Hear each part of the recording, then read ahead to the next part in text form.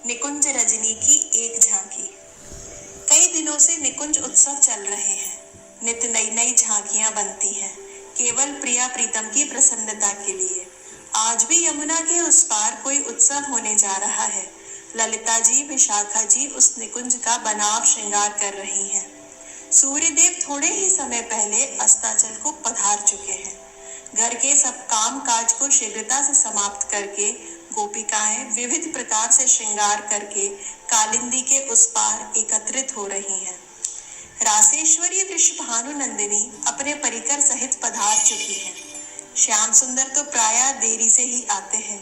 ना जाने रास्ते में कितनों से उलझना पड़ता है। कुछ भी हो, लेकिन उत्सव में तो अवश्य ही सम्मिलित होते हैं। आज एक गोपिका भी इस उत्सव में सम्मिलित होने की आशा से अपने घर के बड़े बुजुर्गों की आंख बचाकर चल ही दी, परंतु यमुना किनारे पहुंचने पर उसको ज्ञात हुआ कि उत्सव तो आज परली पार होना है। हाय रे दुर्भाग्य, क्या आज भी तू प्रिया प्रीतम के दर्शनों से मुझे वंचित ही रखेगा? सखी ने चारों ओर देखा और फिर कालिंदी के नील जल में पड़ी हुई एक नैया में बैठ गई।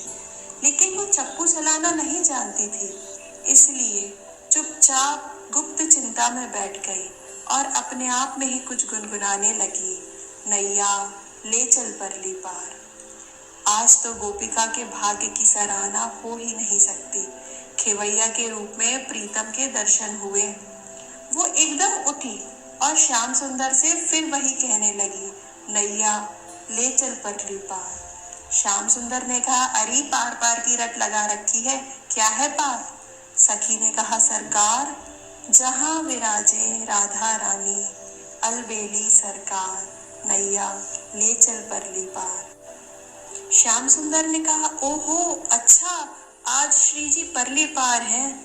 इतना कहकर एकदम नैया में बैठकर उसको खेने लगे और ब्रजबाला देखती ही रह गई।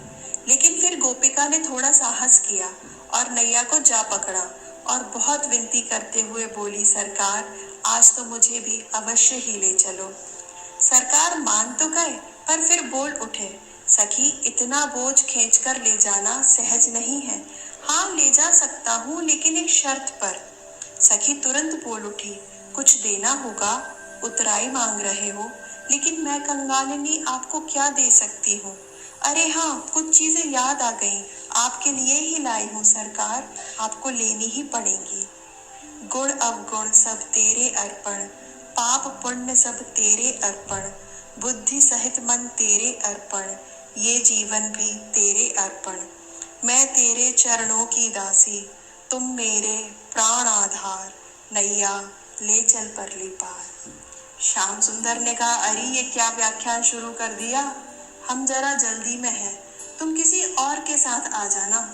सखी ने कहा, नहीं नहीं, मैं तो आपके साथ ही चलूंगी, क्योंकि तेरी आस लगा बैठी हूँ, लज्जाशील गवा बैठी हूँ, अपना आप लुटा बैठी हूँ, आंखें खूब पका बैठी हूँ।